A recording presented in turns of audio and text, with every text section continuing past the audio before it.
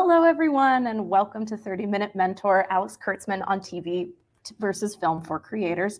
I'm Julie Haberstick. I'm Seed&Spark's events and content producer. I've worked on movies and shows and commercials, big and small, and I'm an independent writer and director myself, and I'm just so excited to share this conversation with you today. I also want to introduce and thank today's ASL interpreter from the sign language company, Bill Pugin. He's helping us make this event more accessible today. And of course, thank you to our sponsor, the Tennessee Entertainment Commission. Their mission, if you don't know them, is to increase high-quality job opportunities for Tennessee's creative and technology community, reinforcing Tennessee as a relevant market for the production and development of multimedia entertainment properties.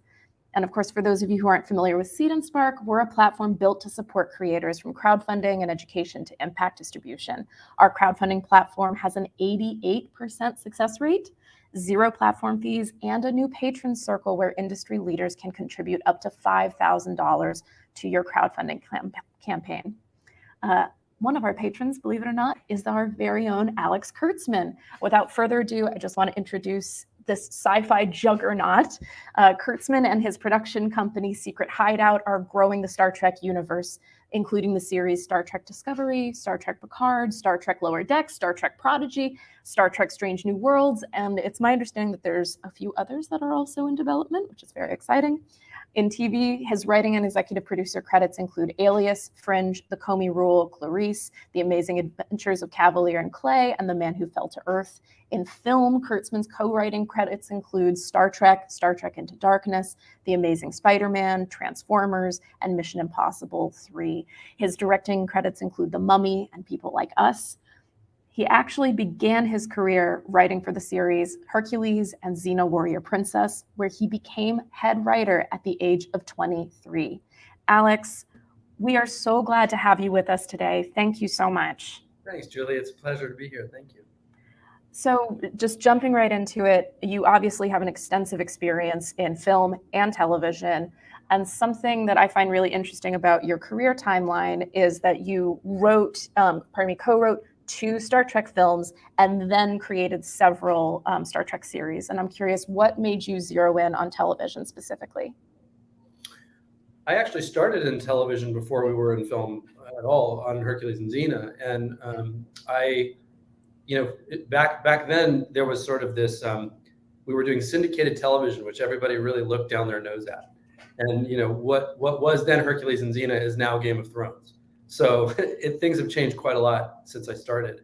But television for me was an entree into film. I always wanted to be in film, but television is an extraordinary place to learn the discipline of writing. Back then you were doing 22 episodes. Now we do pretty much 10 at most per season. But you really learn how to break story, write scripts, deal with set, and deal with post, 10 to 22 times in a row, back to back to back. And it develops very, very strong muscles. I think TV, whether you want to write for television or film, TV is just an incredible place to get those muscles. I have heard before that television is a writer's medium and film is a director's medium. Do you find that to be true? And if so, how does that affect the creative process for either? I think it used to be more very definitively true. I think as the streaming world has come in and really changed the landscape of how people watch things today, it's harder to make that distinction as clearly. I do think television still remains first and foremost a writer's medium, but I think it depends very much on what kind of film you're talking about making. If you're making a big studio film, that sometimes is not even the director's medium. Sometimes that's the studio's medium. If you're making an independent film, it's very much a director's medium and a very, very much an auteur medium. So it really kind of depends on what world you're living in. That makes total sense to me. In terms of the writing process for you, how is the process of developing a television show really different from developing a feature? Well, the narrative structure is totally different, right? Like just at a baseline, when you're doing a narrative feature, you have to, it's a beginning, middle, and an end in 120 pages at most. And when you're doing a television show, you're really more or less doing what would be the first act in the pilot, and then a much more protracted form of storytelling over the course of the season. the approach is often different. I mean, what I love about working in television is that all of the things you don't really have time for in a film, the tributaries, the nuances, the kind of character scenes that, I guess, again, it depends on what kind of film you're making. If you're making, a film that has momentum, there's very little room in that kind of structure for stopping down and having really intimate character scenes. You get to do that on television, even if you're doing something that is, let's say, a genre piece that in its DNA has a lot of momentum. So I really like being able to do that. But I love the challenge of making movies and sort of going like, how do I get as much character and as much nuance into a 120-page structure? It's interesting because it obviously always depends on the form, but like in the world of Star Trek, we did these little short treks, and those were little short films that ranged from like 3 to, let's say, 10 minutes, maybe the most was like 12. And the fun of that is, all right, how do you tell a 3-act structure in 3 minutes? How do you do a beginning, middle, and an end? And so it really doesn't matter like which form it is. I think you have to look at what that particular form needs, and then how can you best serve it as a writer. It sounds to me like just by the sheer act of the volume of story that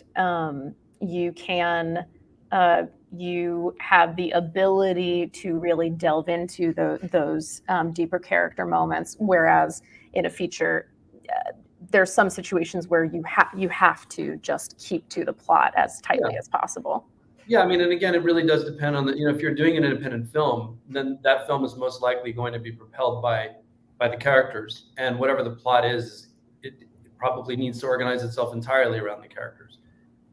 I think the same rule does apply generally to big studio films. I think studios don't often allow the structure of storytelling to revolve around character. And that's not that they don't. I just think it's more of a challenge. They need other things in that kind of format.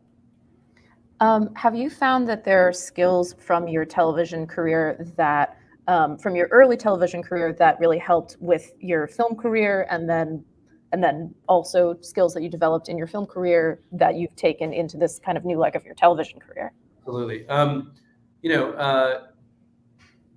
One of the things that I learned on Hercules and Xena, everybody, as I said, they sort of look down their nose at those shows, but what those shows really taught me genre, and they were beloved then, and they really are beloved now. And what I learned from Rob Tapert and Sam Raimi, who really were independent filmmakers when they were kids, and still kind of kept the DNA of that approach even in making shows like that, was that even if people sort of look at it, a show like Hercules, let's say, as camp, you have to take it seriously in the writing of it. It doesn't mean you can't write comedy, and it doesn't mean you can't have bounce to the tone, but if you don't take it seriously, you can't expect the audience to take it seriously either. And that rule, I think, has applied to every single thing that I've done in the world of genre. I mean, everything, everywhere, but certainly in the world of genre, you have to take it seriously, even if it's comedy. You as the writer have to believe in the emotional story that you're telling. And then I guess the flip side to it, the other part of your question.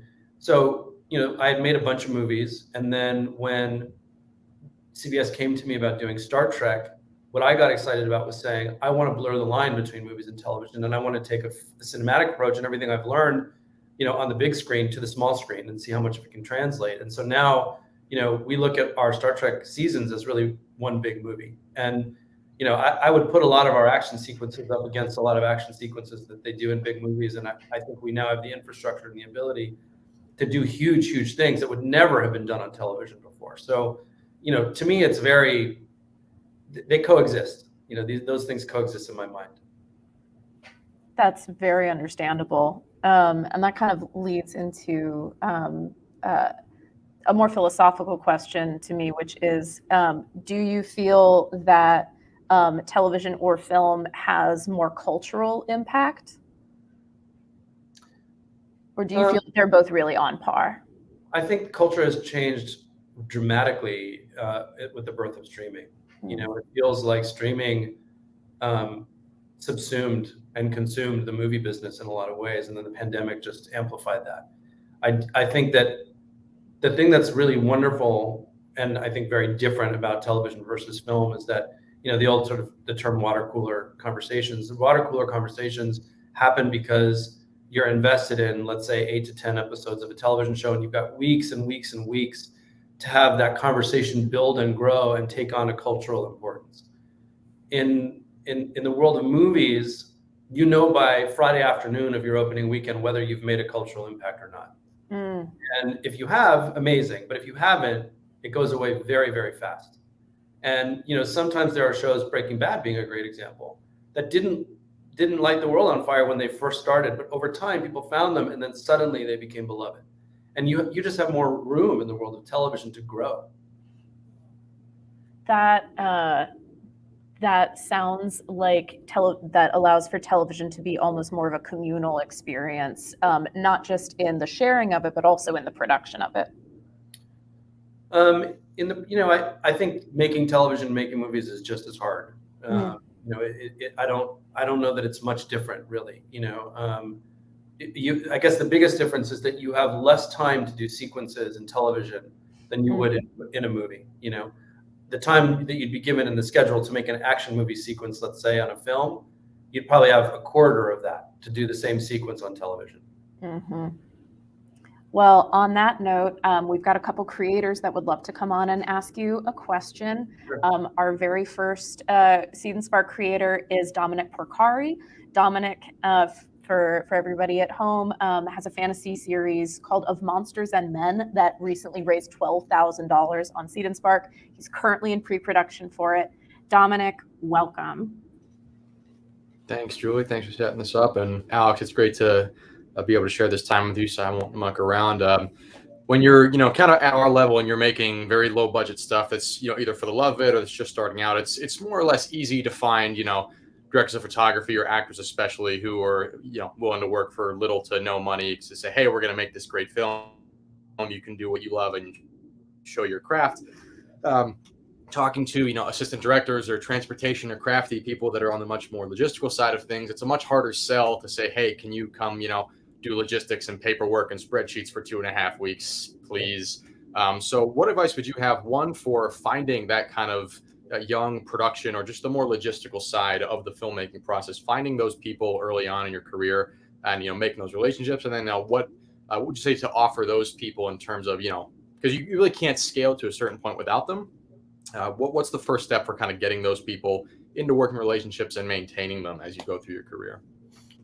Well, first of all, it's nice to meet you, Dominic. I think that, the first thing that comes to mind is just how critical your producer is, because your producer is the person who will find those people. And, if you're going to, it's like when I was in college making student films, everybody would work on everybody else's film. And the way that you would end up getting your crew would be that you were inspired by wanting to help a friend or wanting to see through a vision that you thought was interesting. And, it's different in the real world when, people need to get paid and everybody needs jobs, and it's quite different. But I think that everyone remains inspired by true inspiration, meaning you are the leader and you are the one who, your job is to make people go, I really want to invest in this person.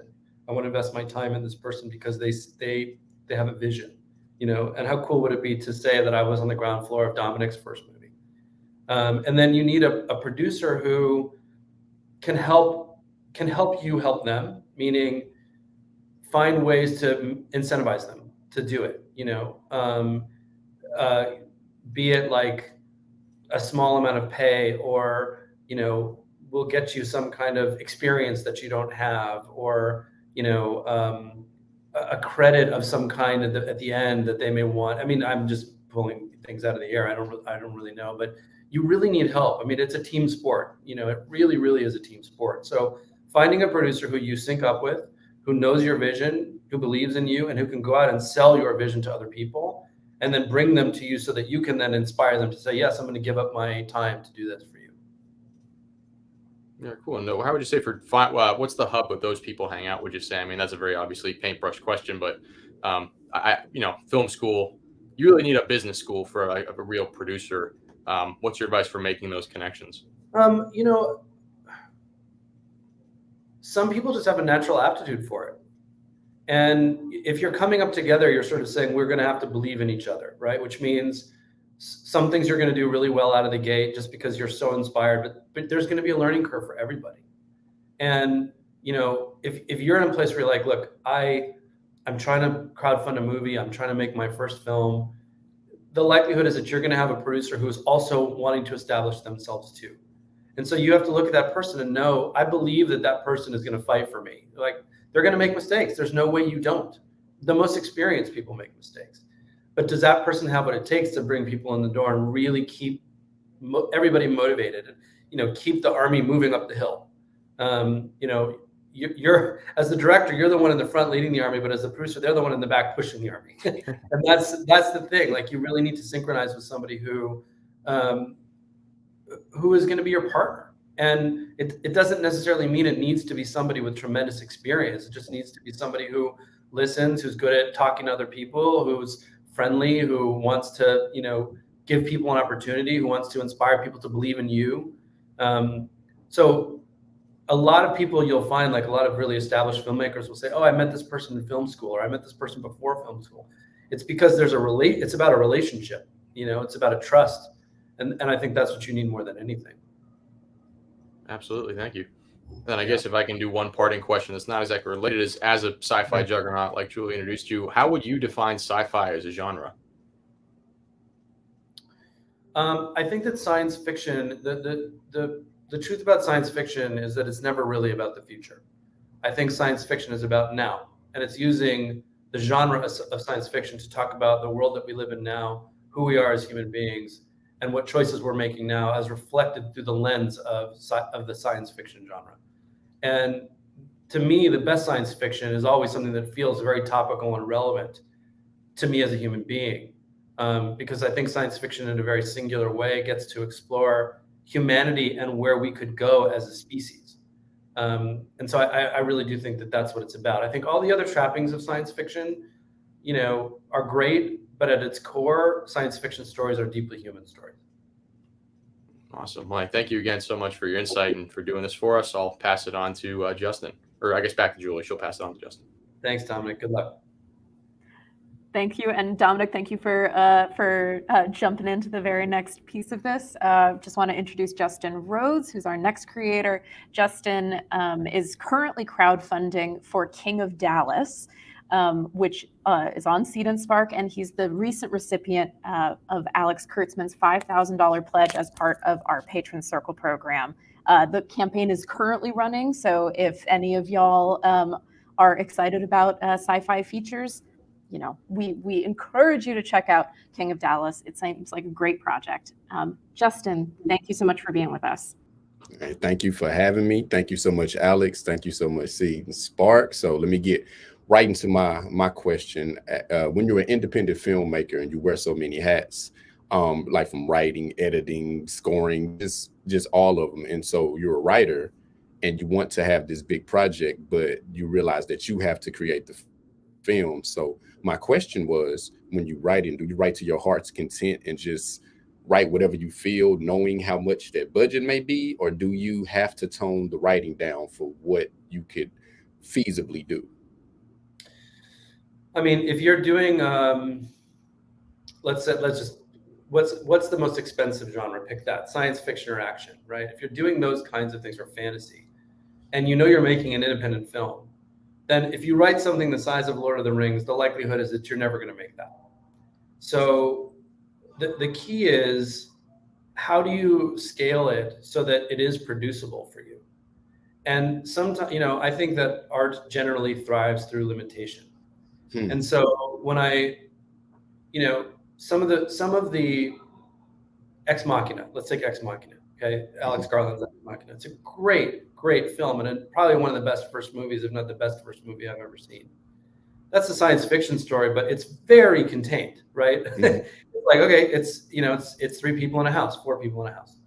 And yet it tells this incredibly sprawling story. He was very smart to do that, because he's like, okay, you know, this is going to be my first film. I'm going to be able to keep it contained. It's really also a Hitchcock film if you really look at it. But it's still it's a science fiction genre piece. His next movie was Annihilation, much bigger, you know? And I think that if you're going to go into making genre work, a lot of it is about limiting the perspective, which can be a wonderful thing. You know, limiting your perspective to your protagonist's point of view is often an incredibly emotional way to tell stories. You know, you don't. The truth is, Justin, I don't think anyone's impressed by a big shot of a you know, a future city or whatever. I don't think anyone cares anymore. I think that that's so easy to do now.